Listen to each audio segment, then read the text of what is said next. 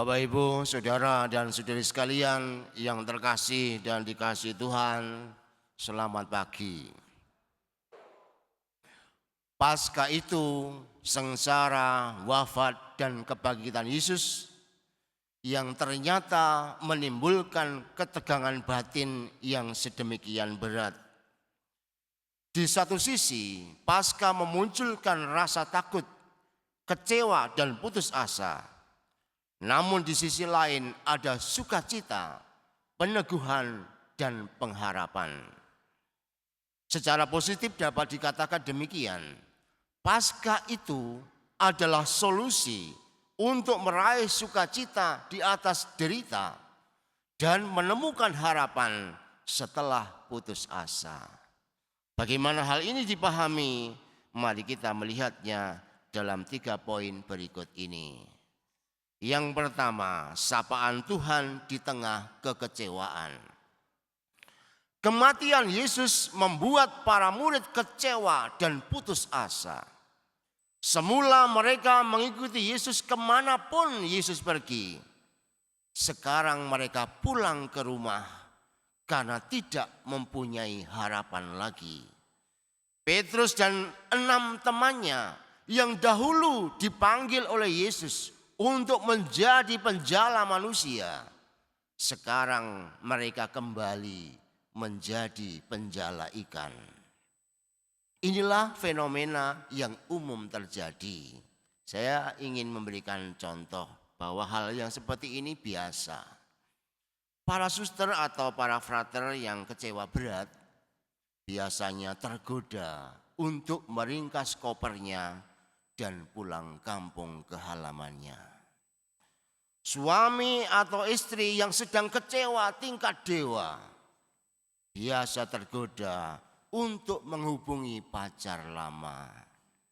CLBK dipakai seakan-akan sebagai obatnya.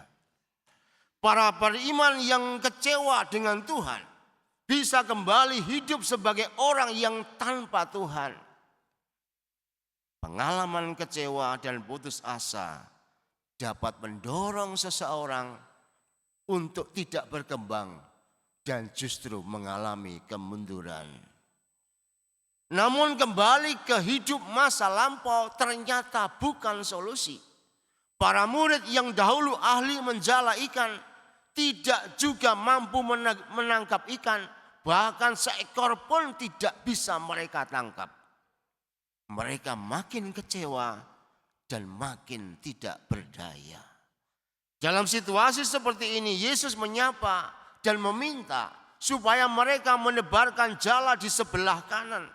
Ketika perintah itu diikuti, jala mereka penuh ikan hingga perahu hampir tenggelam. Peristiwa ini memberi arti penting untuk kita. Dalam pengalaman buruk hidup kita, dalam aneka peristiwa kecewa yang kita alami, kita diajak untuk tetap bertahan dalam iman dan mengikuti perintah Tuhan. Justru di dalam pengalaman gelap hidup kita, kita diundang mencari Tuhan sampai menemukan itu Tuhan. Yang kedua, pelayanan Tuhan di tengah kebingungan. Di tepi pantai, Yesus menyiapkan api arang dan membakar ikan, serta menyiapkan roti panggang. Itu ceritanya. Jadi kalau Anda yang hari ini belum sarapan, jangan ngiler ya. Ini ada membakar ikan, roti panggang yang disiapkan oleh Yesus. Para murid yang telah digembirakan oleh banyaknya ikan yang mereka tangkap tadi, kini diajak menikmati sarapan yang telah disiapkan oleh Tuhan. Mereka mendapatkan rezeki yang berlimpah sekaligus juga dilayani oleh Tuhan. Ada 2 sisi penting di sini. Di satu sisi, mukjizat tidak serta-merta muncul begitu saja. Mereka tidak langsung diberi kelimpahan ikan. Namun mereka tetap harus berjerih payah dengan menebarkan jala di sebelah kanan untuk mendapatkan kelimpahan ikan. Mukjizat tetap menuntut kerjasama dan jerih payah dari manusia. Di sisi lain, begitu mereka mendapatkan banyak ikan, Yesus menyiapkan sarapan di tepi pantai. Para murid beristirahat dan kini Tuhan yang mengambil tindakan. Maka di ujung perjuangan sampai kita menemukan itu Tuhan. Ternyata Tuhan kemudian berkenan mengambil alih pekerjaan kita. Inilah pengalaman iman yang mendalam ketika kita sedang ada dalam kecewa. Bahkan kita berada di dalam hidup yang gelap. Di situ kita mesti tetap hidup dengan mengikuti Tuhan sampai kita menemukan kehadiran Tuhan.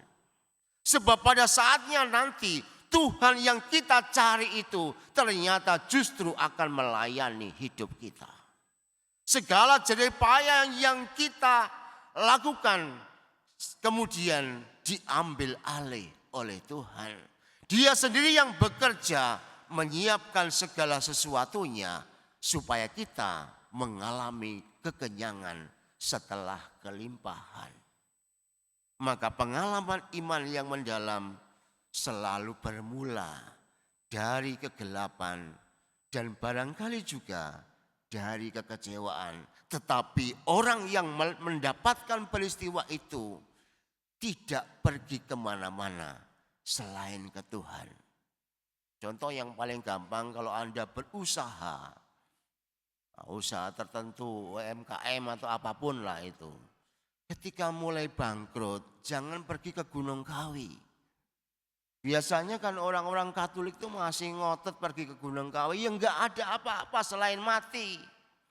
Nah, di sini kenapa dikatakan oleh Yesus seperti itu? Yesus tadi mengatakan bahwa tebarkan jalamu ke sebelah kanan. Kemudian dia sendiri menyiapkan sarapannya untuk para murid. Dan dengan demikian pengalaman kekecewaan dan kegelapan ketika kita selalu berusaha tetap dalam keadaan mengikuti Tuhan sampai menemukan kehadirannya, kita akan melihat dan mengalami ternyata Tuhan menyediakan diri dalam kelimpahan yang tak terduga.